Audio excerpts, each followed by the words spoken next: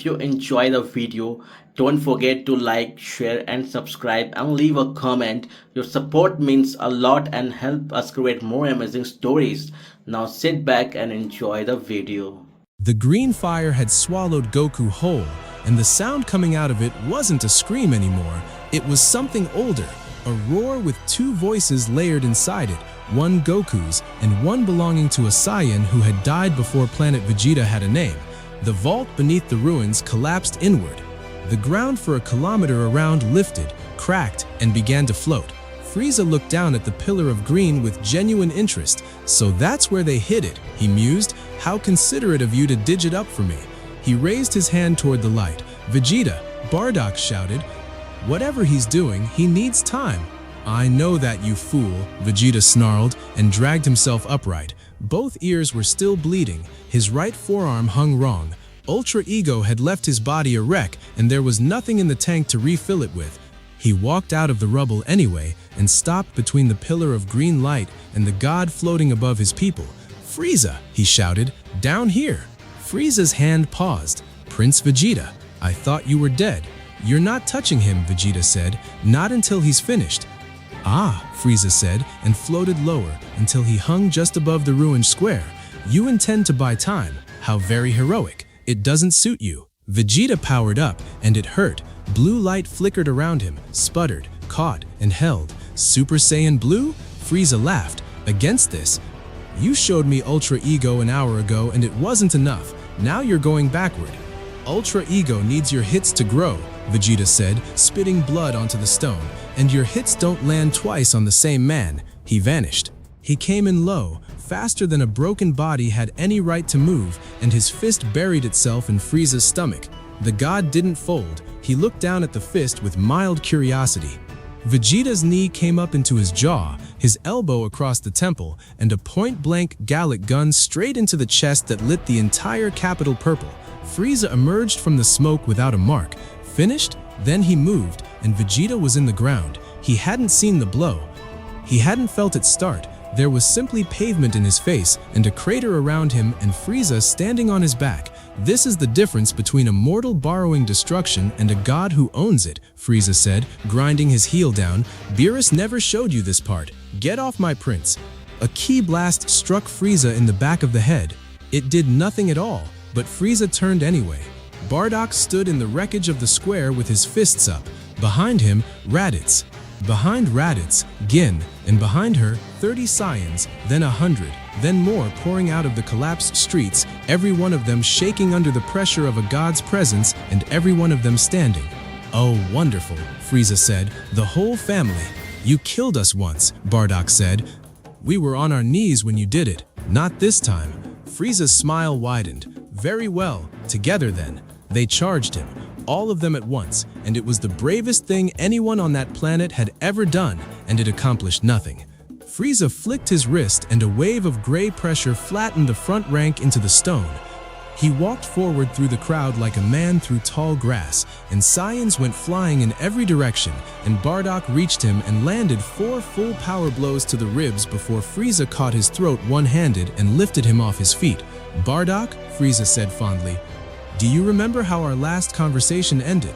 Father, Raditz threw himself at Frieza's arm and was backhanded into a building. Yes, I remember, Bardock choked out. You needed a whole army and a supernova last time, now you're doing it by hand. He grinned through the pain. Guess we made an impression. Frieza's smile finally slipped. Enough. Gray light gathered in his free hand, and he pressed it against Bardock's chest, and Gini screamed, and a hand closed around Frieza's wrist.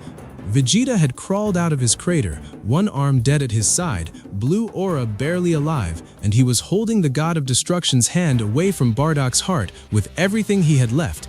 I said, Vegeta rasped, you're not touching them. You cannot stop me. I don't have to, Vegeta said, and he smiled. I just have to be annoying for another 10 seconds. The pillar of green light behind them went out. Everything stopped. The dust hung in the air. Frieza turned his head.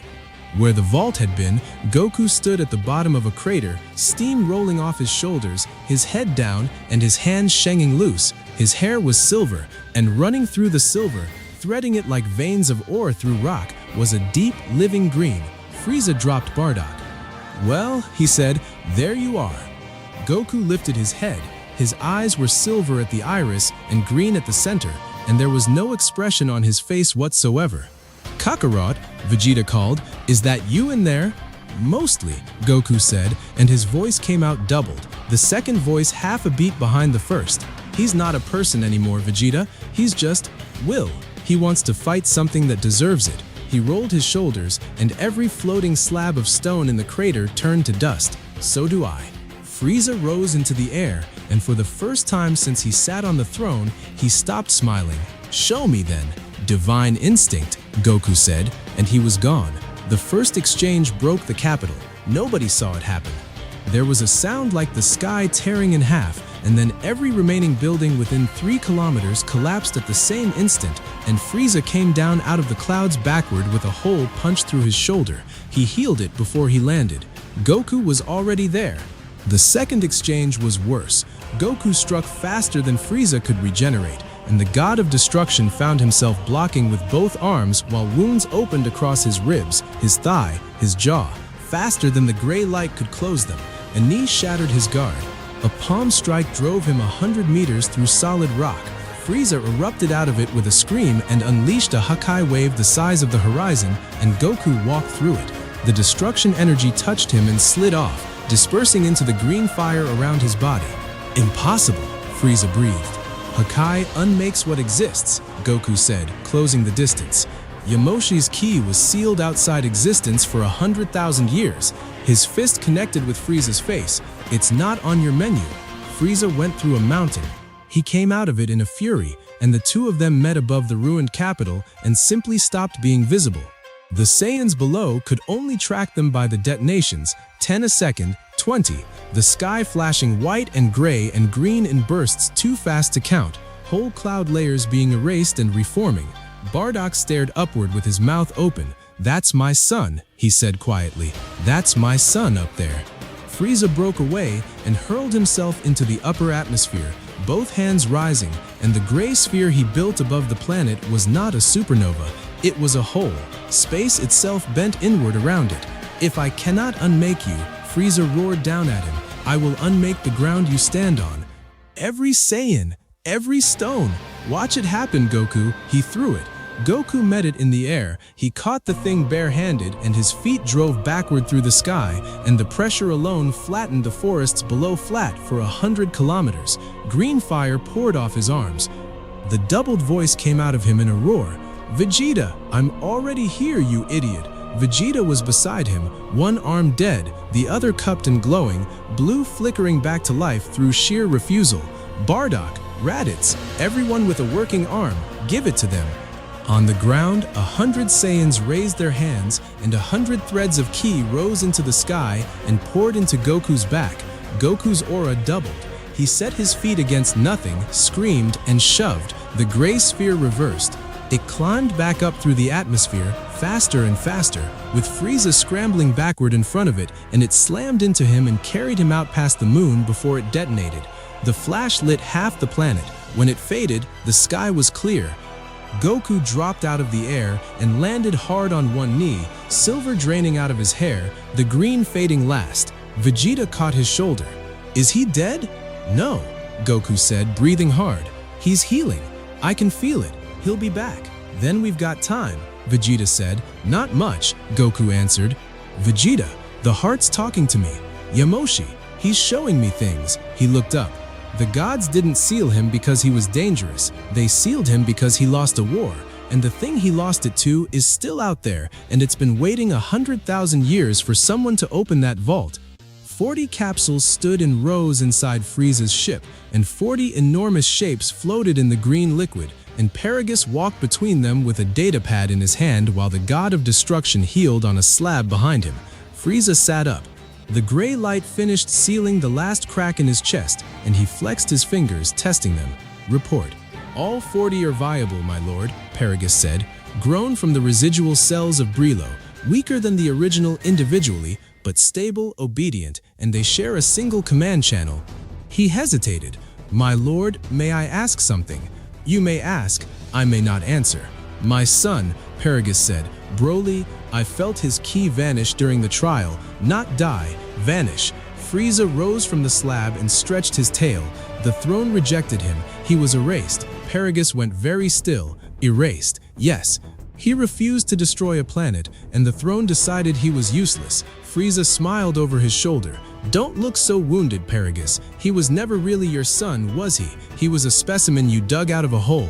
Paragus said nothing at all. His hand tightened around the data pad until the casing cracked. Open the pods, Frieza said. We're going back. On planet Vegeta, the capital was gone. What was left of it was a field of broken stone with several thousand Saiyans camped across it, tending wounded, dragging bodies out of collapsed streets. Goku sat with his back against a slab, sweating hard, and every few minutes green light flickered under his skin and he grimaced. It's fighting me, he said. Yamoshi's ki. It doesn't want to sit still. Then don't sit still, Vegeta said, arm now bound in a splint. Get up and train. Frieza will be back within the hour. Vegeta, that's what I've been trying to tell you. Goku pressed his palm to his chest. When I took it in, I saw where it came from, not the vault. Before that, he looked up. There was a war on this planet, 100,000 years ago, before Saiyans had ships or kings, when we were just apes with tails living on rocks, and something came down out of the sky and started harvesting us. Bardock crouched beside them. Harvesting? That's the word he used, Goku said. It didn't conquer, it fed. It took Saiyans, and it took what makes us grow stronger, our ability to come back from the edge, and it swallowed that ability. Whole villages, gone. And then one Saiyan got angry enough to turn gold for the first time in history. Yamoshi, Vegeta breathed. He fought it for 6 days, Goku said, and on the 6th day the gods of that age came down, and they didn't help him. They sealed them both.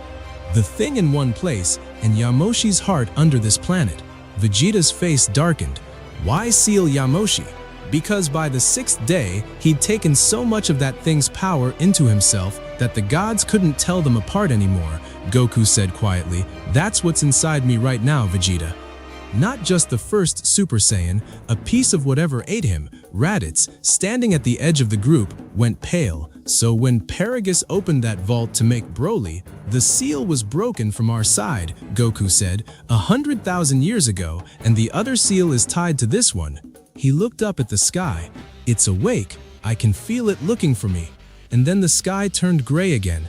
Frieza's ship came down over the ruins, and 40 pods dropped out of its belly and cracked open on impact, and 40 enormous Saiyans rose out of the steam, each of them a head taller than Broly had been, each with the same hollow eyes Brilo had died with. Saiyans! Frieza's voice boomed from above.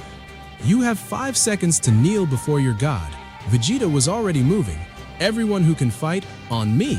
Wounded to the caves. Bardock, take the east. Time's up, Frieza said pleasantly. Kill them all. The clones charged. They hit the Saiyan line like a landslide, and the ground itself came apart. Bardock met the first one head-on and was driven back 40 meters through rubble before he could plan this feat, and he came off the ground with a riot javelin that punched clean through the thing's shoulder, and it kept coming anyway. 2 more took him from the sides. Raditz smashed into one of them, dragging it off his father, roaring, taking a knee to the ribs that broke 3 of them.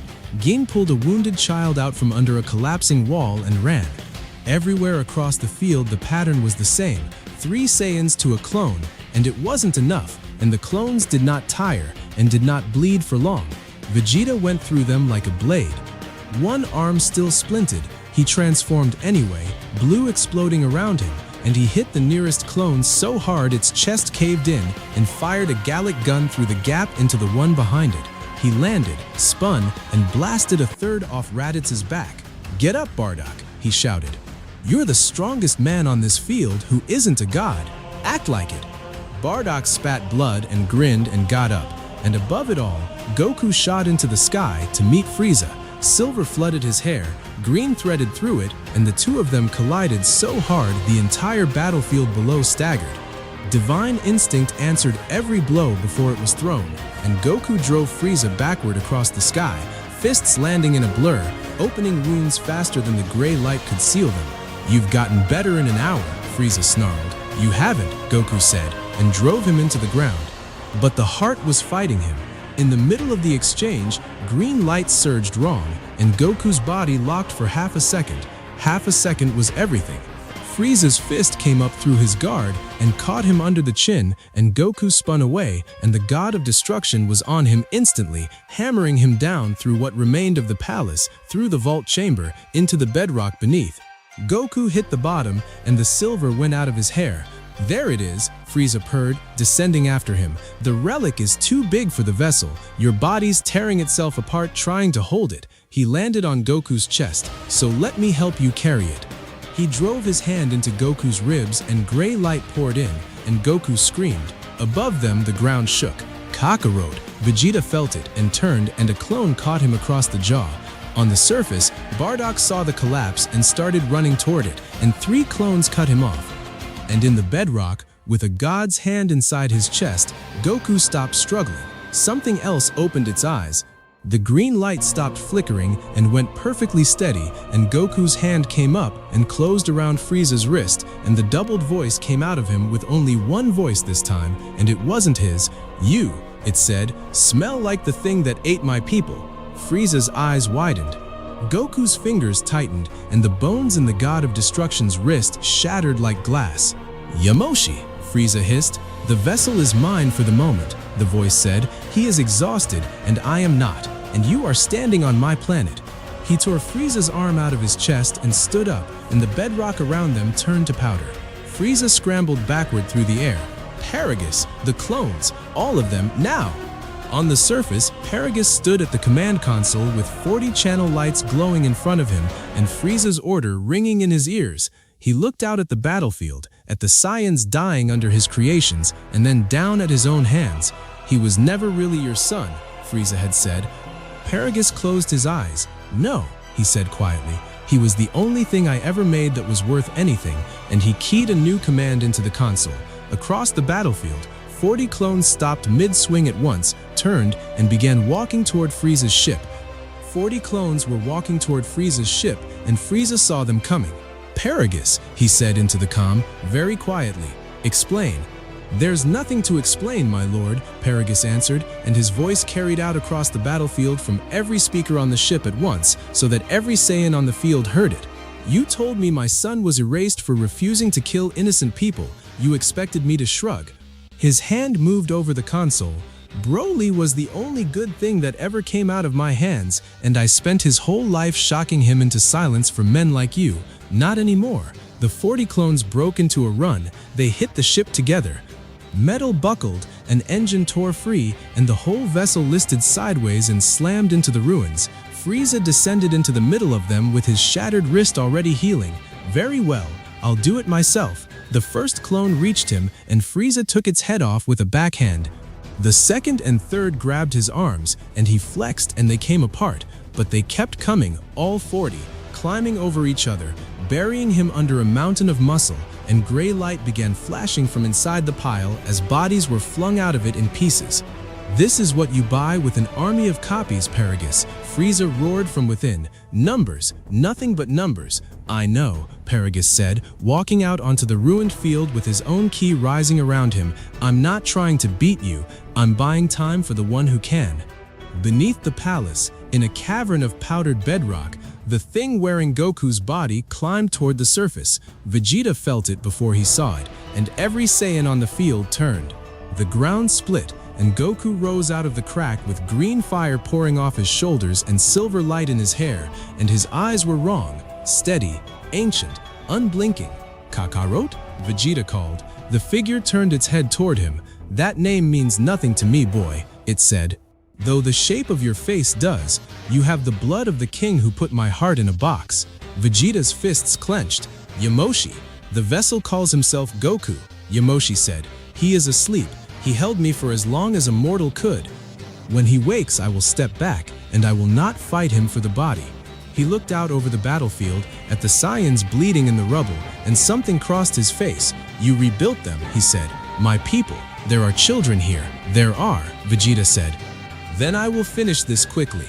He was gone. The pile of clones exploded outward as Yamosh landed in the center of it, and Frieza came up out of the wreckage with gray destruction blazing in both palms. "You!" Me, Yamoshi agreed, and the fight began. Frieza opened with a Hakai wave that swallowed half the ruined capital, and Yamoshi walked into it, and the gray light died the moment it touched him. He crossed the distance in a single step, and his fist went through Frieza's guard, through his forearms, and into his chest, and the god of destruction was launched through 6 standing walls and out into the plains beyond. Frieza flipped in the air, planted his feet, and fired everything he had, a rolling barrage of destruction spheres that turned the entire plain into a boiling gray sea. Yamoshi came through it untouched. "Do you know why your Hakai does nothing to me?" he said, and struck Frieza across the jaw hard enough to spin him twice. "Because I have already been unmade. The gods erased me from the world and buried what was left. There is nothing here for you to take." He caught Frieza's counterpunch, crushed the fist inside his own, and drove his knee up into the tyrant's ribs. Bones went. Frieza screamed, and the gray light rushed to repair them, and Yamoshi hit the same spot again before it could finish, and again, faster each time, until the healing simply gave up and Frieza's body began to fail. "You're a thief," Yamoshi said, gripping him by the throat and lifting him. "You ate a dead god's heart because you could not grow one. Do you know what I did?" He drew back his free hand, and green fire gathered around it in a shape none of the Saiyans watching had ever seen, a spiral of light with something dark coiled at its center. "I ate the thing that ate my people, and it has been 6 days again in my mind ever since." He drove the blast through Frieza's chest. The explosion lit the whole sky green. When it faded, Frieza was falling, smoking, most of his torso simply gone, the gray light in him guttering like a candle. He hit the ground and lay there, and for the first time in his life, the tyrant did not get up. Yamoshi descended after him and raised a hand to finish it. "Wait!" Paragus stepped in front of him. The old Saiyan was burned down one side, barely standing, and he did not move. "Not by your hand," Paragus said. "You are a legend." "He killed me. He killed my son's childhood, and he told me to my face that Broly was garbage." He looked up at the ancient Saiyan. "Let me." Yamoshi studied him for a long moment. Then he lowered his hand and stepped aside. Paragus limped to where Frieza lay. The tyrant's eye rolled toward him. "Paragus," he wheezed. "Wait, listen to me. I can bring him back. The throne is still mine. A god of destruction can—" "You can't bring back what was erased," Paragus said. "Even I know that now." He raised his palm. "Goodbye, Frieza." The beam went through Frieza's skull, and the god of destruction of Universe 7 stopped moving. And the moment he did, the gray light did not fade. It rose out of the body in a column, hung over the battlefield, and began to turn, searching. "The throne's power," Vegeta said hoarsely, staggering up beside them. "It's looking for a new holder." "Then let it look somewhere else," Yamoshi said. "It will not settle on a corpse, and it will not wait long. When it chooses whoever is strongest and standing." Every Saiyan on the field went very still. The column of gray turned slowly, and it passed over Paragus, and over Vegeta, and over Bardock, and then it stopped, and it turned toward Yamoshi, and it began to descend. "No," Yamoshi said, and for the first time there was something like fear in that ancient voice. "Not into this body, not with me already inside it." He looked at Vegeta. "Boy, when it touches him, your friend will be carrying a dead god's heart, a first Saiyan, and the power of destruction in one mortal body. Nothing has ever held all three. What happens if he does?" Vegeta demanded. "The same thing that happened to the last one who tried," Yamoshi said. "You will not get Goku back. You will get the thing I swallowed." The gray column came down, and the sky above planet Vegeta split open a second time, and a pillar of golden light fell across the battlefield, and the Grand Priest descended with his hand already outstretched. The gray column froze in midair, a meter above Goku's head. "That," the Grand Priest said calmly, "will not be happening here." He closed his fist, and the power of destruction folded in on itself and vanished. Then he turned to the figure standing in Goku's body, and he bowed his head slightly. "Yamoshi, it has been a very long time." "Priest," Yamoshi said, "your predecessors put me in a box." "They did," the Grand Priest agreed, "and you should know what has happened since the box was opened." He raised his hand, and above the battlefield an image bloomed in the air, a barren world at the verge of the universe, cracked and lifeless, and at its center a seal of black stone, and the seal was broken open from the inside. 6 hours ago, the Grand Priest said, your war resumed. The image of the broken seal still hung burning in the air above the battlefield, and Yamoshi stared up at it without breathing. 6 hours, he said finally. It took 6 hours. The seals were bound to one another, the Grand Priest said. When Paragus opened yours, the other began to weaken. It has taken 100,000 years to finish the job. What is it? Vegeta demanded. Priest, give it a name. It has never given one, the Grand Priest said. The gods of the previous age recorded it only as the Harvester. It does not conquer worlds. It selects species with the capacity for limitless growth, and it consumes that capacity, planet by planet, and then it moves on. His eyes went to Vegeta. Saiyans were its favorite. That is why it came here first, and that is why it will come here again. And then the green fire around Goku's body flickered, and the ancient presence behind his eyes wavered. The vessel is waking, Yamoshi said. Good. I have said what I needed to say. He looked at Vegeta one last time. Boy, when it comes, do not fight it the way I did. I fought it alone for 6 days, and it learned everything about me. Do not let it study you. The green light drained, the silver went out, and Goku collapsed forward onto his knees, gasping like a man surfacing from deep water. Vegeta caught him by the collar. Kakarot, say something stupid so I know it's you. I'm starving, Goku wheezed. Yeah, that's him, Vegeta said. Goku looked up at the image in the sky and his face changed. That thing, he said quietly, I saw it, in his memories. What does it look like? Bardock asked, limping over with Raditz under one arm. Like nothing, Goku said, like a hole with hands. He pushed himself upright. It's already sending something. I can feel it, not the main body, something smaller, coming ahead of it. The Grand Priest raised his head, and even he looked briefly surprised. He is correct. There is a signature entering the system. How long? Vegeta asked. Approximately 40 seconds. 40? Vegeta wheeled on him. Then help us. I cannot, the Grand Priest said. The Harvester is not immortal, and it is not a god. It occupies no category I am permitted to act upon, which is precisely why it was sealed rather than destroyed. He looked at the ruined field of exhausted, bleeding Saiyans, and something almost gentle crossed his face. But Universe 7 currently has no destroyer, and that is a matter I am permitted to address. When this is over, I will return with the throne, and it will choose properly this time. Golden light swallowed him, and he was gone.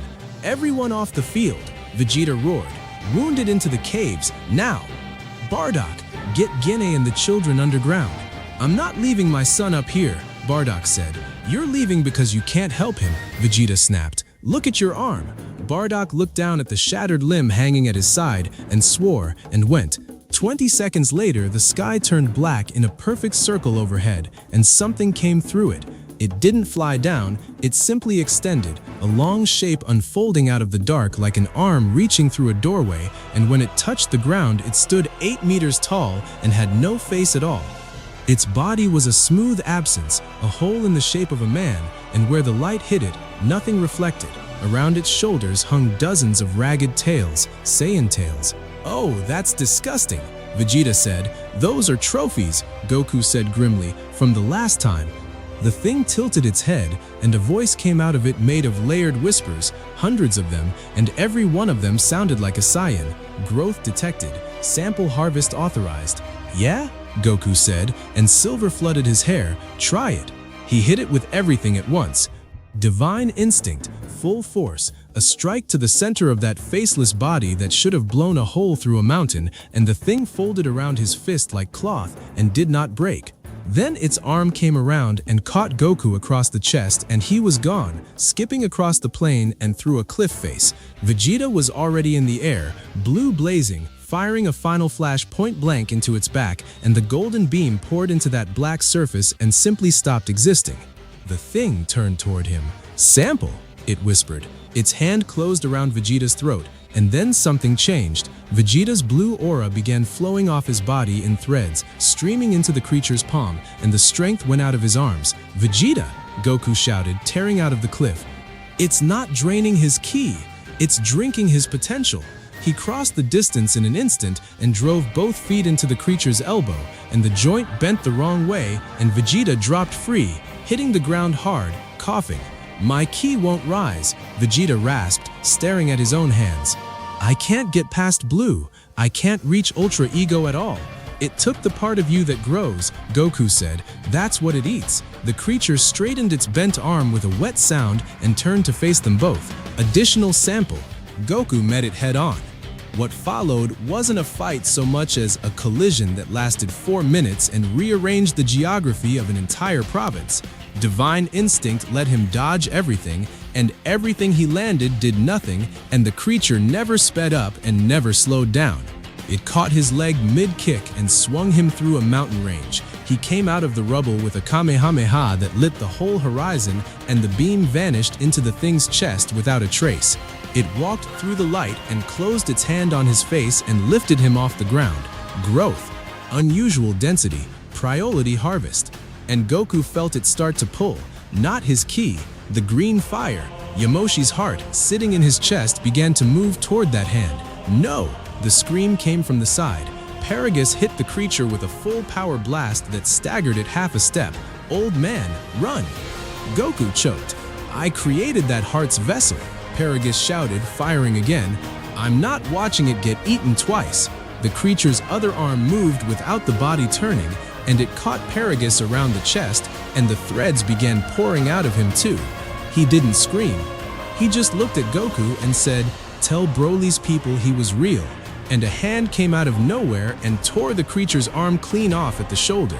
Everything stopped. The severed limb hit the ground and dissolved. Paragus fell, gasping. And standing over him, one hand still smoking, was a figure nobody on that field had expected to see again. He was thinner than before, his edges faintly translucent, and green fire ran through his hair from root to white tip. "Sorry I'm late," Broly said. "It's very hard to walk back from being erased." Paragus stared up at him, unable to make a sound. "Hello, father," Broly said quietly, not taking his eyes off the creature. "Someone opened the door I was standing behind. Now get up, please. This thing has a piece of me in it, and I want it back." Broly's hand was still smoking when the creature's severed shoulder began to knit itself closed. "It regenerates," Goku said, dropping down beside him. "Broly, how are you here?" The Grand Priest said erasure can't be undone. "It can't," Broly said, watching the thing rebuild its arm out of nothing. "I wasn't undone. I was displaced." He flexed his fingers, and Goku noticed the faint transparency in them, the way the light from the ruined city passed through his forearm and came out the other side. The throne rejected the body Paragus grew. But the key it was grown from is 100,000 years old, and the throne had no authority over it. So it went where it came from, the vault. He glanced at Goku's chest. "And you opened the vault and took most of it into yourself. What was left of me had nowhere to go, so I stayed at the edge of it, waiting." "You've been inside me this whole time?" Goku said, staring. "Only the last part of me," Broly said. "When that thing tried to pull Yamoshi's heart out of your chest, it pulled me out first." He smiled faintly. "So thank it, I suppose." "Registered it," the creature whispered, and its rebuilt arm finished forming. "Sample designated harvested. Sample returned it error." It tilted its faceless head, and dozens of Saiyan tails swung from its shoulders. Correction in progress. It came at Broly. The impact flattened everything standing within a kilometer. Broly caught the first blow on crossed forearms and was driven back through the rubble of the palace, and he planted his feet and stopped, and his green fire roared upward. "Goku, get everyone further out, now. Broly, that thing eats growth. If it grabs you..." "It already did," Broly said. "Once, 100,000 years ago, when I was somebody else. Move." He surged forward. The exchange that followed was faster than anything planet Vegeta had ever witnessed. Broly's fists landed in a continuous roll of thunder, dozens of impacts a second, driving the faceless thing backward across the plane, and each blow made that black surface ripple like water, and each ripple sealed itself immediately. It answered with an arm that stretched impossibly long, wrapping around Broly's waist and slamming him down, and then again, and again, cratering the plane in a line. Broly seized the limb in both hands and tore it apart lengthwise, roaring, and the pieces dissolved and grew back before he had finished. "It doesn't get tired," Vegeta said hoarsely from the sidelines, still unable to raise his ki past blue.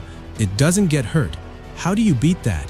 "You don't beat it," Goku said. Yamoshi fought it for 6 days and only stopped it by swallowing part of it. His head snapped up. Wait, that's it. What? It can't harvest what's already been harvested, Goku said. It couldn't take my ki because Yamoshi's already been through this. It's not immune to damage, Vegeta, it's immune to us. Out on the plain, the creature caught Broly by the throat and lifted him, and the threads of green began to stream out of him into that black palm. Broly's aura started dimming. Authorized. Goku, Broly shouted, and his voice was already weakening. Whatever you're going to do, Goku was already moving. Silver flooded his hair, green ran through it, and he crossed the distance in a single step and drove his hand not into the creature, but into its wrist, right where the threads were flowing. Sorry, Broly, he said. This is going to hurt both of us, and he reversed the flow. The green light stopped pouring out of Broly and started pouring the other way, out of the creature and up Goku's arm, and the whispering voice rose into something that was almost a scream. Error, vessel incompatible. Yeah, everyone keeps saying that. Goku gritted out. 100,000 years of stolen Saiyan potential came up his arm and slammed into his chest all at once, and his body came apart at the seams. Skin split across his shoulders, blood ran from his eyes, and Yamoshi's heart, sitting behind his ribs, opened wide and swallowed every bit of it. Goku's ki exploded outward in a column that punched a hole through the atmosphere. The creature released Broly and staggered backward for the first time, its shoulders thinner now, half the tail shanging there having crumbled to dust. Broly hit the ground and rolled, gasping, and Goku stood there in the light with his head down. Kakarot? Vegeta called. Tell me you're still in there. Goku raised his head, his eyes were his own, exhausted, bloodshot, and absolutely his own. I'm here, he said, but he's helping. Silver-green fire crawled over his whole body now, and every wound on him was closing as fast as it opened. It took from 100,000 Saiyans, Goku said, walking forward. It's been carrying all of it around for 100,000 years. He raised one hand. I'm giving it back, he blurred. The first punch broke the creature's chest open and the wound did not seal. The second took an arm off and it stayed off. The thing tried to retreat, tried to unfold itself back through the black circle in the sky, and Goku caught it by one of the ragged tails on its shoulder and hauled it back down. You don't get to leave, he said, not until every one of these goes home. He tore the tails free by the fistful, and as each one came loose, it turned to light and drifted down toward the ruined field, and the wounded Saiyans lying in the rubble felt something old and warm settle into their chests. Bardock, unconscious in the caves, opened his eyes. Raditz sat bolt upright. The creature made a sound that wasn't a whisper anymore. It brought both arms down in a strike that split the planet's crust for 200 kilometers, and Goku caught it, held it, and drove his fist straight up through the center of that faceless body.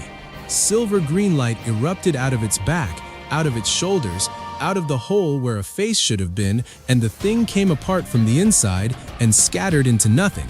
Silence rolled across the plain. Goku dropped to his knees in the crater, steaming, the light draining out of him. Broly reached him first and got an arm under his shoulders. Vegeta arrived a moment later. Is that it? Vegeta said. Is it dead? That wasn't it, Goku panted. That was a finger, Vegeta, something it sent ahead to taste us. He looked up at the black circle still hanging open in the sky, and it just found out what we taste like. The circle began to widen. The black circle in the sky kept widening until it swallowed the sun, and then the harvester came through. It didn't unfold like the scout, it poured. A tide of absolute nothing spilled down out of the opening and struck the plain and spread outward across the ruined capital, and where it touched the ground stopped being anything at all. Then it gathered itself upward, higher and higher, until a shape stood over planet Vegeta that was taller than any mountain on the world, faceless, formless, and covered from head to foot in tails. Not dozens, millions, every species it had ever emptied, hanging off it like a coat. Everyone underground. Vegeta roared. Now, that won't help them, Broly said quietly. Goku forced himself to his feet in the crater, and blood ran freely down both arms. Yeah, he said, I know. A voice came out of the shape, and it wasn't a whisper this time. It was a chorus, 100 million voices speaking at once, and every language that had ever existed was somewhere inside it. Sample returned to population, unacceptable. An arm came down. It fell across the plain like a collapsing sky, and Goku met it with both hands and was driven straight down into the bedrock, and the impact opened a canyon from horizon to horizon. Broly caught the arm's second strike on his shoulders and held it for 2 full seconds before his knees hit the ground. Vegeta hit it with a final flash that lit the whole province blue and accomplished exactly nothing. "It's not even fighting us," Vegeta shouted. "It's tidying up."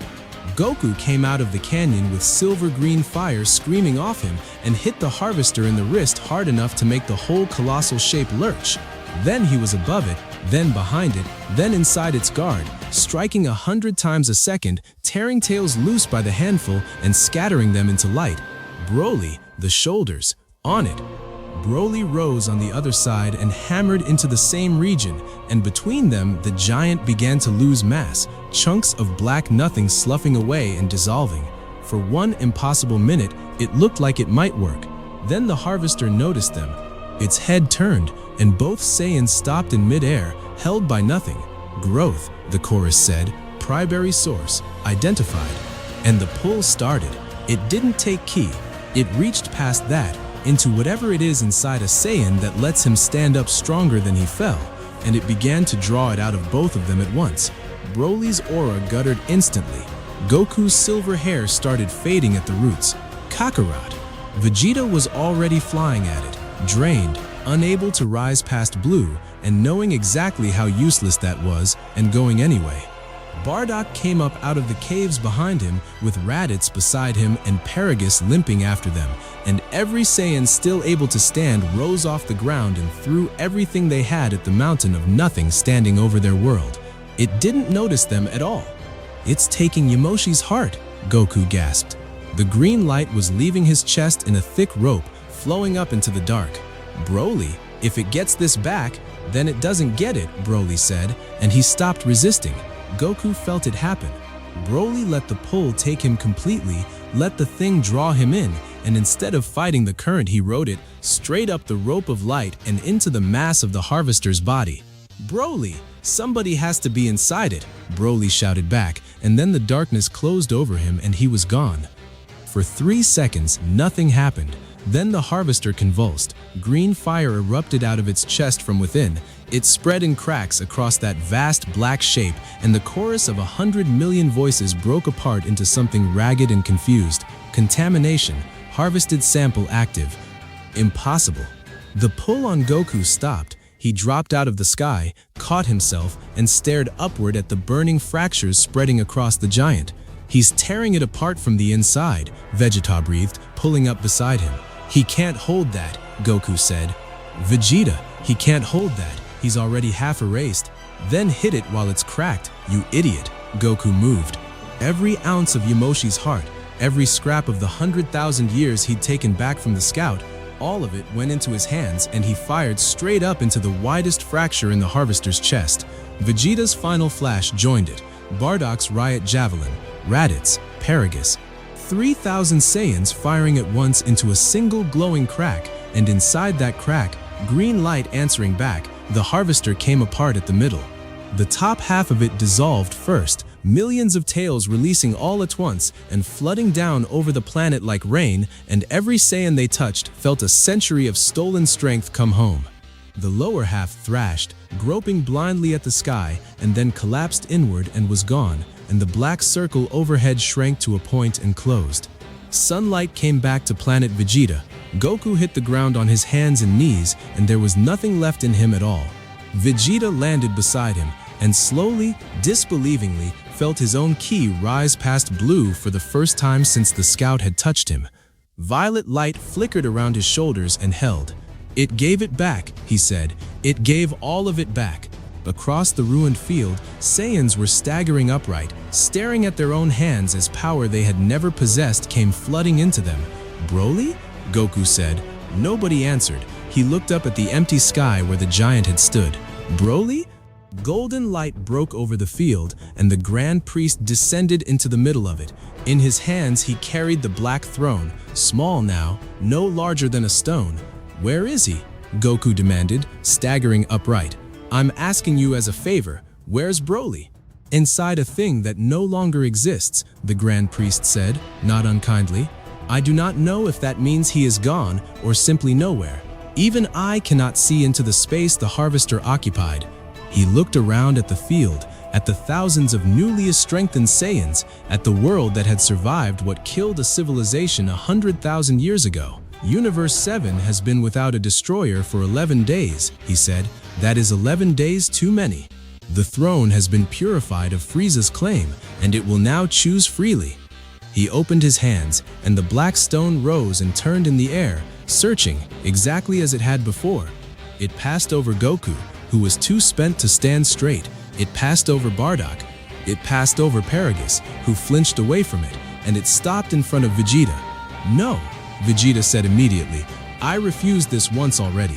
"You refused to destroy an innocent world," the Grand Priest said. "That is precisely why it has come to you."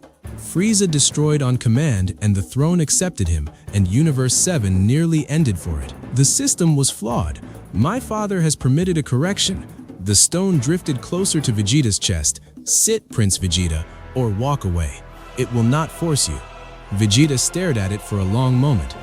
Then he looked at Goku, who gave him a tired, crooked grin. "Go on," Goku said. "Somebody's got to keep an eye on the universe. Might as well be somebody who says no." Vegeta reached out and closed his hand around the black stone. The light that came out of him turned the whole plane violet, and when it faded, he stood in the robes of a god with his arms folded and an expression like he'd swallowed something bitter. "If either of you ever calls me Lord Vegeta," he said, "I will erase you personally." "Lord Vegeta," Bardock said instantly. "Lord Vegeta," Raditz agreed. Goku started laughing and couldn't stop. And then, far away at the edge of the system, on the barren world where the black seal had been broken open, something moved in the dust. A single ragged tail lay there among the wreckage of the seal, one that had not been released with the others. It twitched, and 100 million voices, very faint, very patient, whispered a single word into the empty air. "Regrow." The word regrow was still hanging in the dead air of the seal world when the tail sank into the dust and stopped moving, and 1,000 light years away, nobody heard it. On planet Vegeta, 3 weeks passed. The capital rose again, faster than anyone expected, because every Saiyan on the planet was now carrying strength that had been stolen from their ancestors 100,000 years ago. Men who had been foot soldiers were lifting collapsed towers by hand. Children were flying before they could read. Guinea watched a group of them chase each other through the clouds and put a hand over her mouth. "Is this normal?" she asked. "Nothing about this family has ever been normal," Bardock said. At the lookout, Whis' frozen body cracked once, and light poured out of the fissure, and the angel stepped down onto the tiles, rolling his shoulders. "Oh my, how long was I out?" 11 days and 3 weeks, Goku said. "Lord Beerus is dead. I am aware. I felt the new destroyer appointed." Whis brushed dust off his sleeve. "And I must say, of all the outcomes I predicted, Lord Vegeta was not in my top 40. Vegeta, standing at the edge of the platform in his robes with his arms folded, said nothing at all. "There is a problem, however," Whis went on pleasantly. "You have not been confirmed." "Meaning what?" Goku asked. "A destroyer's appointment is granted by the throne," Whis said, "but his authority over the other 11 universes' gods is not. It is earned. Historically, a new destroyer is confirmed by surviving a duel with an established one." He tapped his staff, and Universe 7 has just spent 3 months without a functioning god while a sealed calamity walked free. Several of my colleagues have opinions about that. A light appeared in the sky above the lookout. It came down as a pillar and left a man standing in the middle of it, pale, powdered white, a wide painted smile that didn't move. Behind him, an angel with a staff. "Belmod," Whis said, "you're early. The Grand Priest sent word an hour ago." "I got excited," said the destroyer of Universe 11, and his eyes went to Vegeta. "So, the mortal Prince," Vegeta corrected. "Was," Belmod said. "Now you're an employee, and the throne made a mistake." "Careful," Vegeta said. "Oh, I'm not insulting you, Belmod said cheerfully. I'm auditing you. Universe 7 has lost 2 destroyers in 3 months. Your predecessor was murdered by a mortal. His replacement was a tyrant who ate a dead god and nearly emptied your own galaxy. And now the throne hands the job to a man who has publicly refused to destroy anything. The painted smile widened. So I'm here to check whether you can do the job at all, and if you can't, I'm going to take your throne apart and see it redistributed. You can try, Vegeta said. Wonderful, Belmod said. Whis, would you clear the area? He's going to make a mess of it. Whis tapped his staff, and the 4 of them were somewhere else, a dead gray world with no atmosphere and no life, a destroyer's practice ground. Standard confirmation rules, Whis announced. The challenger may not kill, the candidate may. Begin whenever you like. That seems unfair to him, Goku said. It is entirely unfair to him, Whis agreed. Belmod didn't move first. Vegeta did. Violet exploded around him and he crossed the plane in an instant, and his fist came around at Belmod's jaw, and Belmod caught it with 2 fingers. The destroyer said. Strong, untrained. He flicked his wrist and Vegeta went through 6 kilometers of rock. Vegeta tore out of the far side, spitting stone, and fired a Gallic gun that carved a trench across the world. Belmod stepped aside from it without hurrying. Ultra ego, is it? You built that yourself, without a teacher, out of nothing but spite. Belmod's hand rose. It's a beautiful piece of work. Watch how it fails, he said. Hakai. And Vegeta's left arm came off at the shoulder. Vegeta didn't scream. He looked at the space where his arm had been, then at Belmod, and the violet light around him climbed. You're not going to grow that back, Belmod said. Only the destroyer of a universe can undo his own Hakai, and I have no intention of it. Do you understand your position now? You just made me stronger, Vegeta said. That's my problem, Belmod agreed. And yours.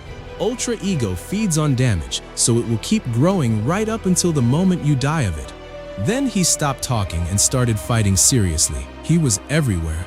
Vegeta blocked what he could see and took what he couldn't, and the dead world came apart underneath them. A knee to the ribs put him through the crust. A palm to the back of the skull drove him into the mantle.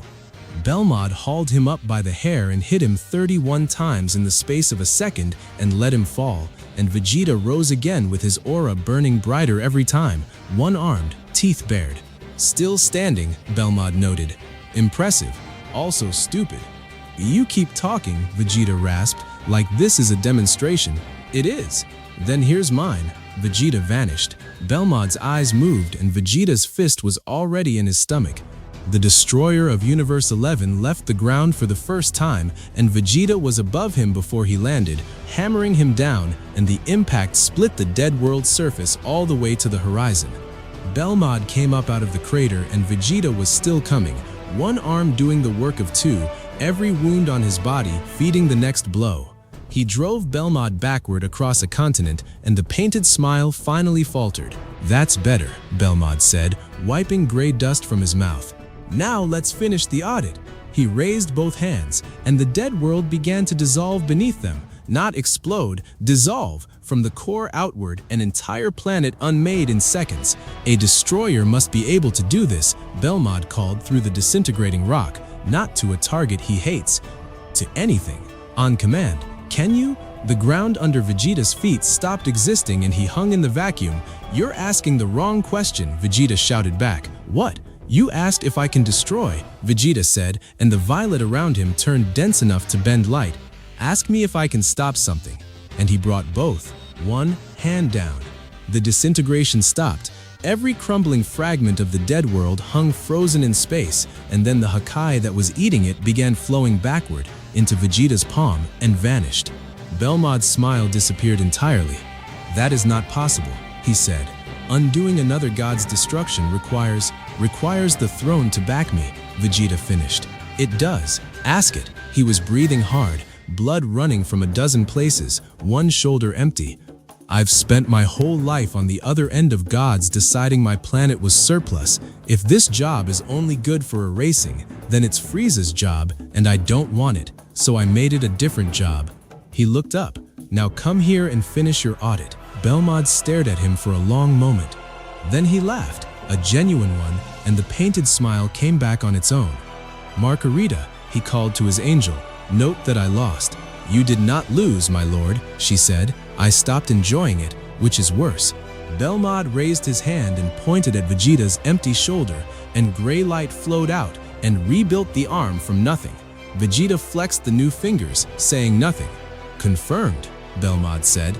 Universe 7's destroyer is legitimate. And Vegeta, the next time you refuse to destroy something, be very sure you can stop it instead. That's the whole bill for this job, and it always comes due. He left. The plane was empty. Goku dropped down beside Vegeta and offered him a shoulder, and for once Vegeta took it. That was incredible, Goku said. Shut up. No, really, you, Kakarot. Vegeta's voice changed. When I pulled his Hakai back, I felt something. Felt what? The throne showed me every place in this universe where destruction is currently happening that shouldn't be, Vegeta said slowly. It's a map, and there's a mark on it at the far edge, on a dead world with a broken seal, and it's growing. Goku's head came up. Whis appeared beside them, and for once the angel was not smiling. Then I suggest, Whis said, that we go and look at it before it finishes. Whis's staff came down on the tiles and the three of them were gone before Goku could ask a single question, and when the world came back they were standing in gray dust under a sky with no stars, the Seal World. Nothing grew here. The remains of the black sea lay scattered across a crater 50 kilometers wide, broken outward, and the pieces had gone soft, sagging like wax left in the sun. This is where it was held, Whis said quietly, for 100,000 years. Vegeta, where's the mark on your map? Goku asked. Vegeta didn't answer right away. He was staring at the center of the crater and his face had gone strange. Under us, he said. The ground moved. It came up slowly, without violence, the way something rises when it has all the time in the world. A single black thread pushed out of the dust, then 100, then 1,000, weaving themselves into a column and then into shoulders and then into a shape. But it wasn't the shape from before. It wasn't a mountain of nothing draped in stolen tales. It was 8 feet tall, broad-backed, and it had a face. Goku's stomach turned to ice. No. The thing finished forming and opened its eyes, and they were green. Its hair was black shot through with white at the tips. Broly, Vegeta breathed. It's not him, Whis said sharply. Look at the key. The thing tilted its head at them, and when it spoke with one voice, and that was somehow worse than the chorus. Hello, Goku, it said in Broly's exact tone. I've been growing a mouth for 3 weeks, so I could say that properly. Where is he? Goku demanded. In here, the thing said, laying a hand on its own chest. He tore me apart from inside and killed 99 hundredths of me doing it. What was left had one sample still active in it. Him. It flexed the fingers of its new hand and studied them with something like pleasure. So I stopped harvesting and started copying. I have never done that before. It's much better. I don't have to take growth anymore. I can simply be a thing that grows. Vegeta, Whis said, very quietly, erase it, now, while it is one body and small. Vegeta's hand came up, violet gathering. Hakai. The wave hit it dead center, and the creature came apart at the chest, and the threads reached out and pulled the missing piece back into itself out of the air. That was destruction, it said. I've eaten a destroyer's power once already, through Frieza. Do you know how much of him ended up in the dust of that battlefield? It rolled its shoulders, and Vegeta's own violet fire flickered briefly across its skin. Try again, God. Vegeta tried again. He hit it with everything the throne had given him, a Hakai barrage that turned the crater floor to vapor, and each blast took a piece and each piece came back. Goku went in behind the barrage with silver in his hair and green in the silver, and his first strike landed clean on the creature's jaw and rocked it backward. Its counter was Broly's, the exact same motion, the exact same timing, and Goku dodged it by instinct, and the second blow, which was not Broly's at all, caught him in the ribs and put him a kilometer into the dust. It fights like him, Goku coughed, dragging himself up. It's got his patterns, and it will not tire, Whis called. Son Goku, this is not a battle you can win by outlasting. Then we don't outlast it, Vegeta shouted, and hit it from the flank with a knee that folded it in half. For 4 minutes they fought it together, and it was the closest thing to teamwork the two of them had ever managed. Vegeta raised its arms and Goku broke its stance before the arms could reform. Goku drove it upward and Vegeta met it at the top with a Hakai that took its whole right side. It came back every time, and every time it came back it moved a little more smoothly, a little more like something that had been fighting for 100,000 years instead of 3 weeks. "It's learning us," Goku said. "Yamoshi warned me. Don't let it study you. Then finish it in one." Vegeta snapped, "Give me 30 seconds. Goku planted his feet, and everything he had, Yamoshi's heart, the stolen century he'd taken back from the scout, all of it, began to pour into his hands. "Vegeta, hold it still." "With pleasure." Vegeta hit the creature with both palms and locked his Hakai around it, not to erase it but to hold it, violet light wrapping its limbs and pinning it to the crater floor. It thrashed. The ground for kilometers around began to dissolve under the strain. And then the creature stopped thrashing and looked directly at Goku, and it spoke, and this time the voice was different, rougher, warier, real. "Goku." Goku's hands faltered. "Broly? Don't stop," Broly's voice said. "That's the whole point, don't stop. It can copy everything about me except this part, and it hates that. I can hold the mouth for a few seconds. Listen." The creature's face contorted, fighting itself. "It's not finished growing. It's building something else under this crater, something bigger, and when that's done, this body is just a decoy." The voice broke off, the face smoothed, and the thing smiled with Broly's mouth. "Ignore him," it said pleasantly. "He's very unhappy in here." Goku's ki detonated. The light coming off him turned the gray world green and silver, and the crater floor cracked in rings for 100 kilometers. "Let him go," he fired.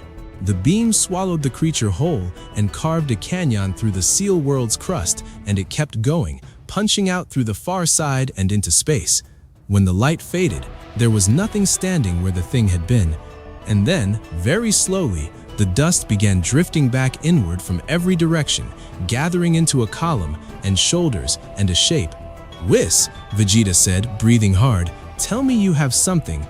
Whis's staff was already glowing, and for the first time in the entire war, the angel looked genuinely afraid. "I do," he said, "but you will not like it. There is a reason the gods of the previous age sealed this thing instead of destroying it, and I have just remembered what that reason was." The creature finished reassembling itself, brushed the dust from Broly's shoulders, and smiled at all three of them. "They couldn't kill it," Whis said. "It has to be beaten by something that grows faster than it copies. There has only ever been one thing in this universe that does that." He turned to Goku. "And you're currently holding half of him in your chest." Whis's words hung in the dead air, and the creature wearing Broly's face stopped smiling. "Say that again," it said, slowly. "I don't take requests," Whis replied, and his staff struck the ground. A dome of light snapped up around Goku and Vegeta, and the creature's first strike hit it hard enough to drive all three of them a kilometer backward through the crater. "Son Goku, listen, Yamoshi did not survive 6 days because he was strong. He survived because every hour he grew faster than it could copy him. That capacity is sitting in your chest and you have been rationing it." "Rationing it?" Goku shouted over the pounding on the barrier. "It nearly killed me." "It will certainly kill you," Whis agreed, "but not before you finish." The dome cracked. "Kakarot, whatever he's telling you, do it," Vegeta snarled, and threw himself out through the fracture with both palms burning violet. He hit the creature like a falling god. Ultra Ego and the throne together, a Hakai driven through its chest at point-blank range, and the thing came apart from the sternum outward and rebuilt itself while still moving forward. Its fist caught Vegeta under the jaw and lifted him 100 meters, and it followed him up the whole way, hammering him with Broly's rhythm and something older underneath it, and Vegeta blocked what he could and let the rest land because every hit made him heavier. He caught the 9th blow, twisted, and drove his knee into its spine, and the crater floor beneath them split open into a chasm that swallowed half the ruined seal. "Is that all you copied?" Vegeta roared. "Then copy this." He fired a Hakai barrage straight down at the ground and blew the entire crater floor into orbit, and the two of them fell together through 50 kilometers of collapsing rock, trading blows the whole way down. Above the chasm, Goku closed his eyes. "How much?" he asked Whis. "All of it," Whis said. "Whatever it costs?" "Whatever it costs," Goku exhaled. "Okay." and he stopped holding Yamoshi's heart back. The green went through him like a river breaking a dam. Silver came up to meet it, and this time the two didn't layer, they fused, and the light that came off Goku turned the dead world's gray dust to glass for 200 kilometers in every direction. His hair burned white-green from root to tip. The wounds on his arms opened and sealed and opened again as his body tried to keep pace with what was growing inside it. And his ki did not spike and settle the way ki does. It climbed and kept climbing and did not stop. Down in the chasm, the creature felt it and looked up. That, it said, is what I remember. It left Vegeta and went up. They met halfway and the seal world lost its atmosphere. The shock waves stripped the dust off the entire hemisphere, and the two of them hung in a widening bubble of nothing, striking at each other faster than the light could follow. Goku landed 40 blows in a second. The creature copied 39 of them back and returned them, and Goku's ribs broke and healed while he was still swinging. He drove it down through the crust and out the other side of the planet, and they burst into open space on the far side and kept fighting there, the dead world tumbling beneath them, cracking apart from the sheer proximity of their exchange. "You're growing," the creature said, ducking under a strike that erased a moon-sized fragment behind it. "Faster than I can take a copy. Do you know what that means?" "Yeah," Goku said, "you're going to lose. It means I have to stop copying," the creature said, "and go back to eating." And it opened its chest. The thing that came out of the opening was not black, it was the crater. The whole underside of the seal world tore free and rose, a structure of woven threads 1,000 kilometers across that had been growing beneath the dust for 3 weeks, and the decoy body flew into the center of it and vanished, and the structure closed around it and became something with a shape. Whis' voice came through the vacuum, tight and fast. "That is what it was building, Son Goku. It is a stomach." "Then I won't let it close," Goku said, and went straight in. He hit it as it was still forming, driving a corridor of green-white light straight through 1,000 kilometers of woven dark, and the threads closed behind him and around him and began to pull. He felt it start on his ki, and it slid off. He felt it reach past that for the heart, and Yamoshi's fire burned its way out of the grip. "You can't hold what's still growing," Goku shouted into the dark. "It does not matter," said the chorus, and it was the chorus again, 100 million voices. "You are one. I am 100,000 years of everyone." The threads clamped down and Goku's arms locked at his sides, and the light around him began, finally, to dim. "He's being taken," Whis said. Vegeta rose out of the wreckage of the crater with blood pouring from both ears. "Then we open it." "Lord Vegeta, that structure is larger than the planet you are standing on." "Whis."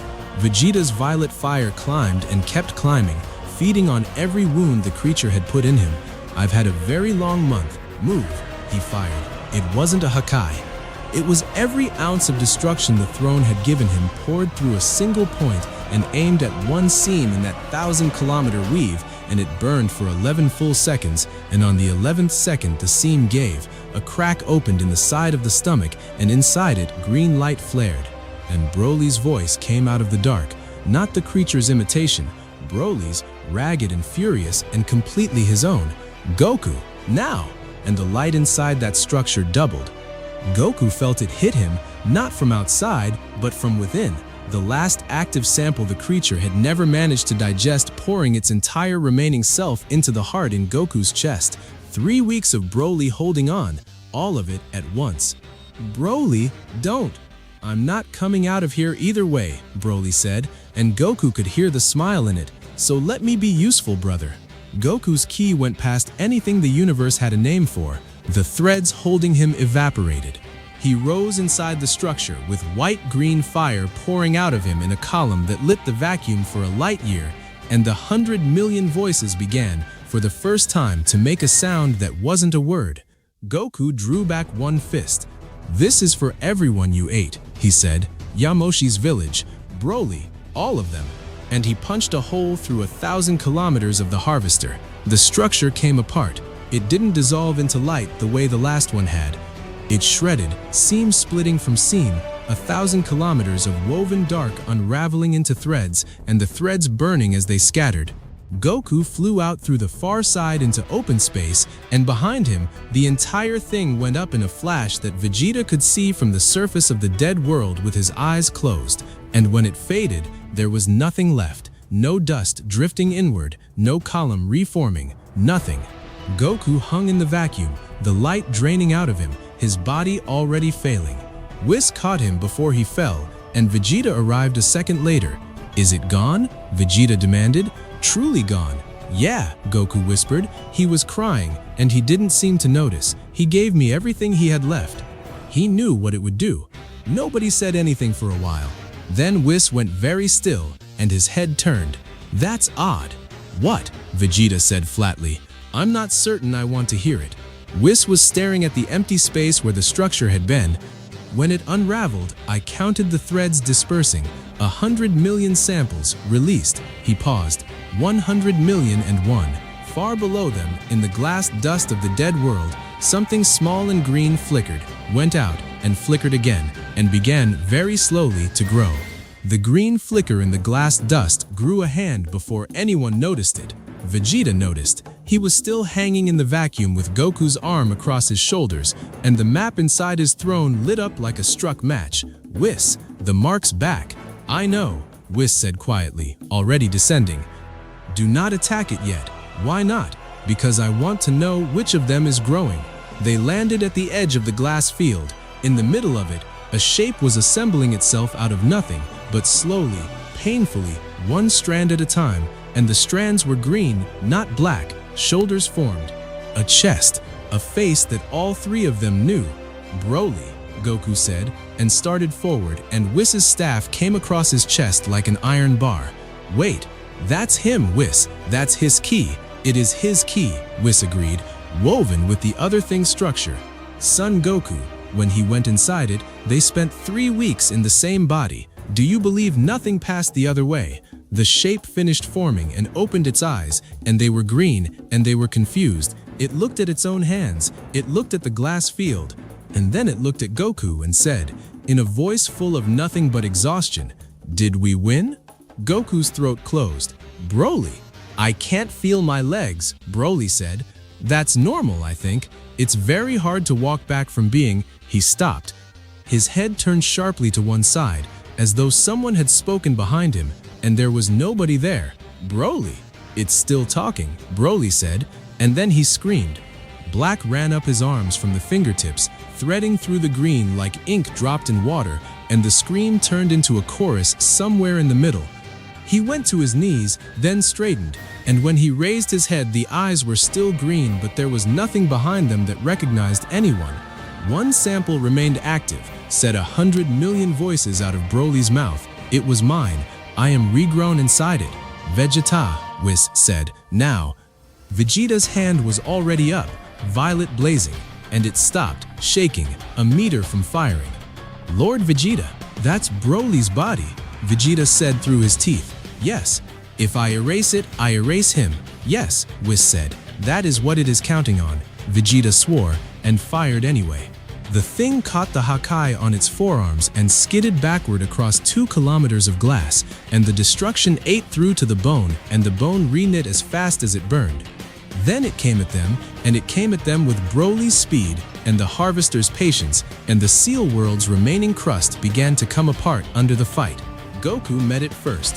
Silver-green fire, everything he had left after the stomach, and it wasn't enough. His body was still broken from what he'd burned 3 hours earlier, and the thing knew it. It slipped his opening strike, took his second on its shoulder, and drove a fist into his ribs that folded him around it and put him through a plateau of fused glass.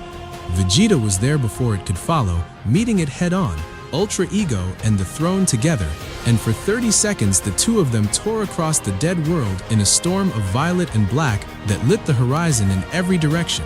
Vegeta erased its arm, and it grew back green.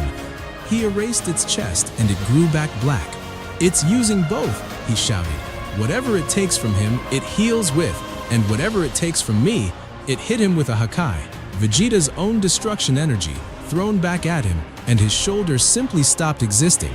He hit the ground and rolled and came up one-armed for the second time in a month, laughing like a madman. "Fine, fine, take it." and Ultra Ego surged so hard the glass field cracked in rings around him. Goku dragged himself out of the plateau. Whis, is Broly still in there? Faintly. Can he hear me? Possibly. Then hold it still, Goku said, and let me talk to him. Kakarot, this thing has copied a god's power in under a minute, Vegeta snapped. There is no holding it still.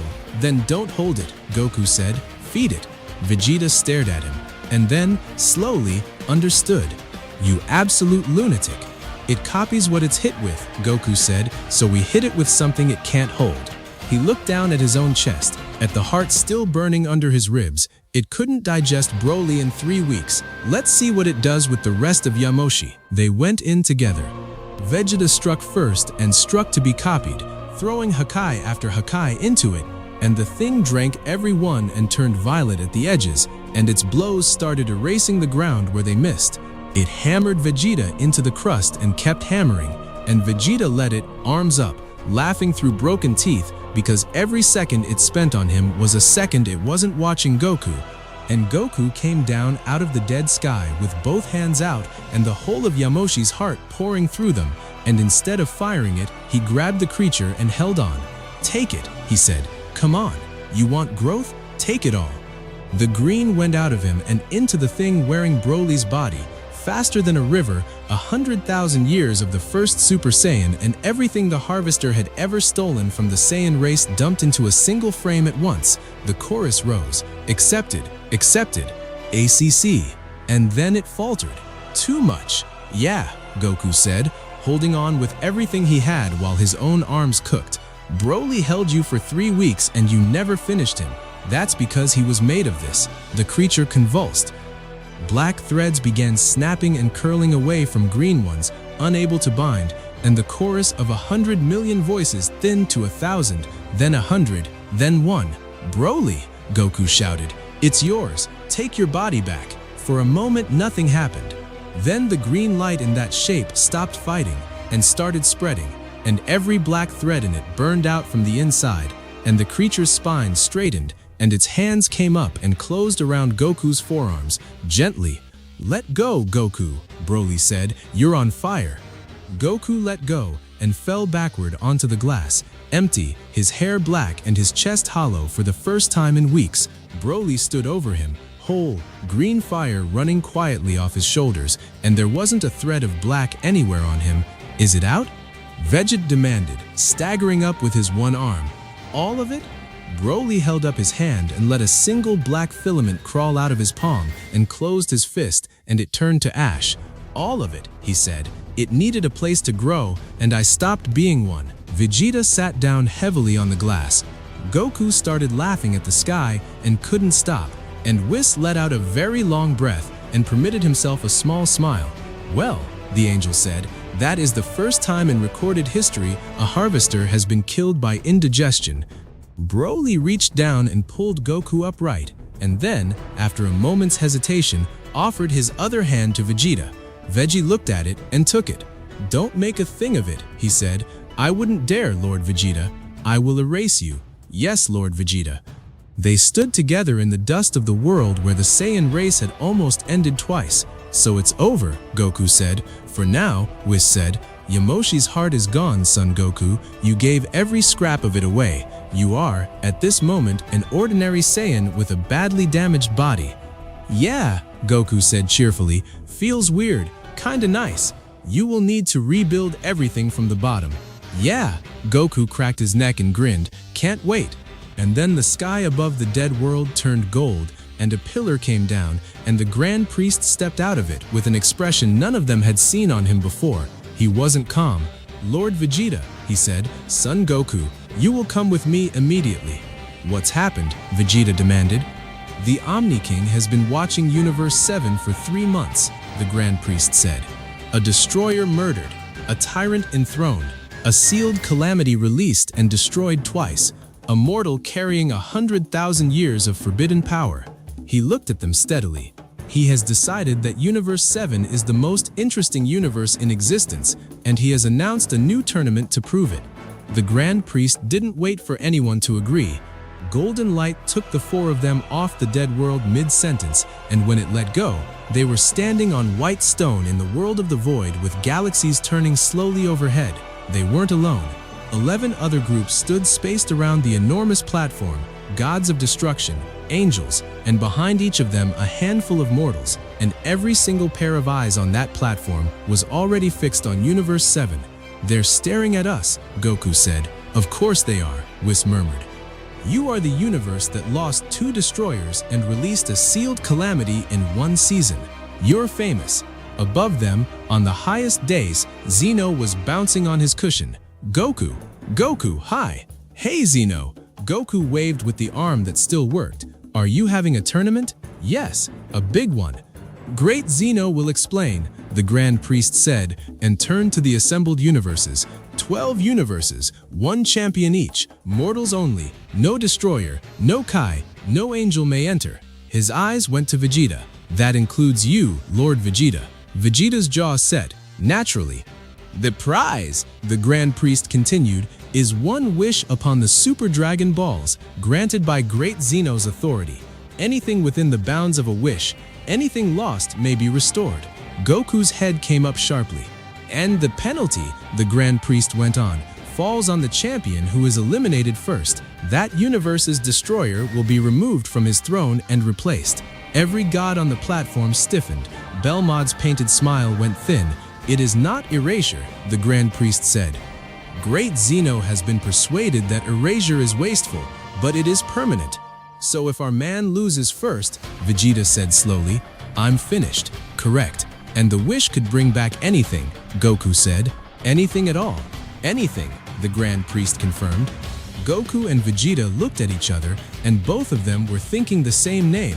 "Right," Goku said, and stepped forward. "I'll fight." "Son Goku," Whis said gently, "you gave away every scrap of Yamoshi's heart 4 hours ago. Your body cannot currently produce Super Saiyan Blue. I know. You would be eliminated in the first exchange, and Lord Vegeta would lose his throne for it." "I know," Goku said again, and stopped, and his fists closed at his sides. "Then I'll go." Broly walked past him onto the open floor. "Broly, you just got your body back, which is exactly why I'm the one who should risk it," Broly said. He looked at the Grand Priest. "I'm Universe 7's champion." A murmur ran around the platform. Belmod started laughing. "The relic? Oh, this is going to be entertaining." "The champions are registered," the Grand Priest announced. "The first bout begins now. Universe 7. He raised his hand and a second name burned into the air beside Broly's.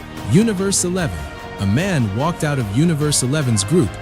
Gray skin, red-rimmed eyes, arms folded, and a key so heavy and so still that half the mortals on the platform took a step backward without meaning to. "Jiren," Whis said quietly. "Of course it's him," Vegeta muttered. "Broly, listen to me." Broly glanced back. "That man beat Goku at his absolute peak with Ultra Instinct and a Spirit Bomb and a fusion behind him," Vegeta said. "He does not get angry, he does not get tired, and he does not lose focus. Everything you fought this month could be provoked. He cannot." "I understand," Broly said. "No, you don't," Vegeta snapped. "There is no trick here. You will have to be stronger than him." Broly smiled slightly. "That's all right. I've never known how strong I am." He walked out to meet Jiren. Jiren studied him for a long moment. "You are the one who was erased." "I was, and you came back."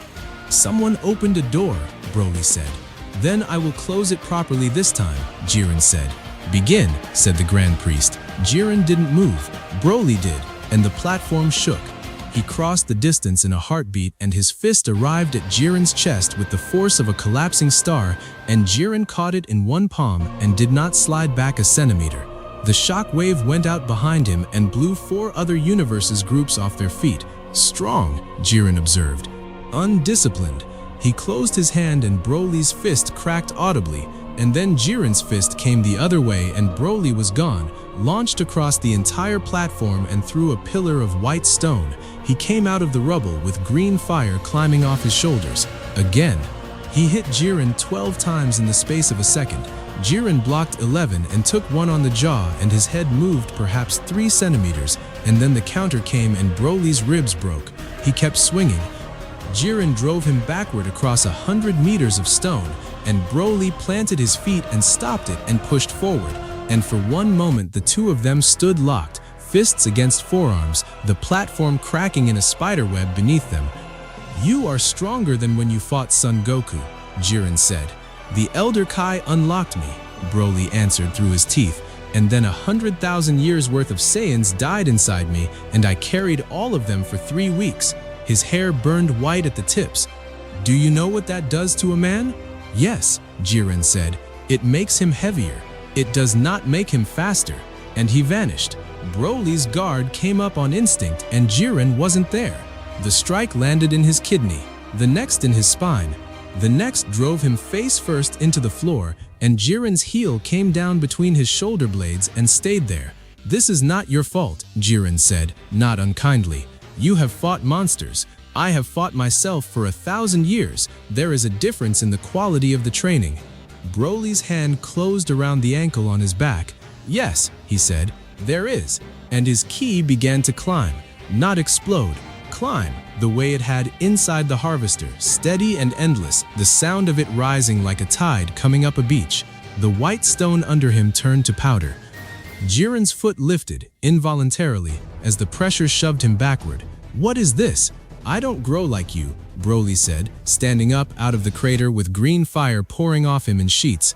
"I don't get stronger by training, I get stronger by fighting." He rolled his shoulders and the broken ribs set themselves. "Every second this goes on, I climb." Yamoshi did it for 6 days against a thing that ate universes.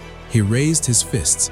"You've got me for as long as you can hold out. So please, Jiren." His eyes lit.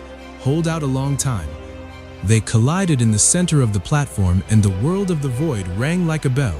What followed was not a duel. It was a demolition of the Arn itself. Jiren's blows came in perfect, economical lines, each one enough to end a planet, and Broly took them and returned them, and every exchange he was a fraction faster than the last. Jiren drove him into the floor, and Broly came up through it and drove Jiren into the sky.